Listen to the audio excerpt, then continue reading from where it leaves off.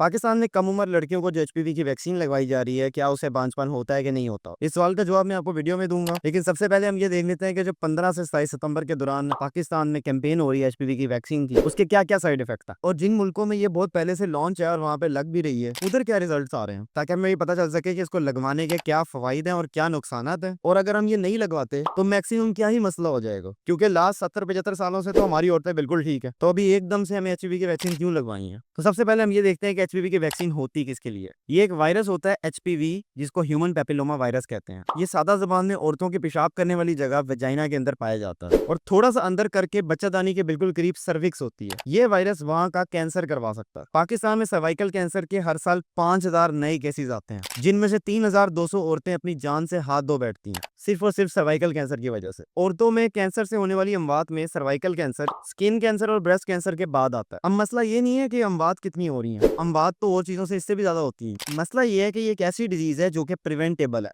मतलब कि इससे बचा जा सकता है। जैसे हम जब पैदा होते हैं तो हमें वैक्सीनेशन लगती हैं, हेपेटाइटिस की, पोलियो की, टेटनस की, खसरे की, और हम उन मोहलिक बीमारियों से बच जाते हैं। इसी तरीके से एचपीवी से होने वाले सर्वाइकल कैंसर से बचा जा सकता है अगर औरतों को उनकी सेक्सुअल एक्टिविटी शुरू होने से पहले ये वैक्सीन लगवा दी जाए, क्योंकि ये वायरस सेक्सुअल एक्टिविटी से ही फैलता है। तो वो फीमेल्स जिनको अभी बलोगत यानी प्यूबर्टी नहीं आई हुई, यानी कि 9 से 14 साल की बच्चियां, उनमें इस वैक्सीन का बहुत फायदा है। वैसे ये 26 साल तक भी लगवाई जा सकती है, लेकिन आपको पता है कि वैक्सीन का सबसे ज्यादा फायदा तब होता है जब आप उसको बीमारी होने से पहले लगवाएं। जब आपको बीमारी हो जाती है फिर वैक्सीन का कोई खास फायदा नहीं होता। तो 9 से 14 साल की जो उम्र की लड़कियां हैं, चूंकि उनकी सेक्सुअल एक्टिविटी स्टार्ट नहीं हुई होती, उनको ये वैक्सीन लगवाने का बहुत फायदा। एचपीवी की बहुत सारी किस्में होती हैं, जिनमें से 7-8 ऐसी किस्में हैं जो कि सर्वाइकल कैंसर करवाती ही करवाती है, और 1-2 किस्में ऐसी हैं जिनसे कैंसर नहीं होता। लेकिन जो एचपीवी की वैक्सीन लग रही है पाकिस्तान में, वो एचपीवी की 9 किस्मों के खिलाफ है। तो सर्वाइकल कैंसर तो दूर की बात, आपकी बच्ची को एचपीवी जो छोटे मोटे दाने करता है वो भी नहीं होंगे। अब आ जाते हैं साइड इफेक्ट्स पे। देखिए, ये बात झूठ है कि एचपीवी की वैक्सीन के कोई साइड इफेक्ट्स नहीं है। दुनिया में ऐसी कोई चीज नहीं है जिसके साइड इफेक्ट्स ना हो। वो बेशक हर्बल दवाई हो, कुदरती जड़ी बूटी हो, होम्योपैथिक दवाई हो या एलोपैथिक मेडिसिन। बाहर के मुल्कों में 2006 में ये वैक्सीन लॉन्च हुई थी, तब से इस पे रिसर्च भी हो रही है और इसके रिजल्ट्स भी देखे जा रहे हैं। 2006 से आज तक उन मुल्कों में सर्वाइकल कैंसर में 80% कमी आई है। 80%, मतलब कि जहाँ पे 100 सर्वाइकल कैंसर नहीं आते थे, अब वहाँ पे सिर्फ 20 सर्वाइकल कैंसर आते हैं। 80% लोग इससे बच गए हैं। साइड इफेक्ट्स क्या हैं? सर में हल्का सा दर्द हो जाना, उल्टी मतली की कैफियत होना, सर में चक्कर आना, ब्लड प्रेशर लो हो जाना,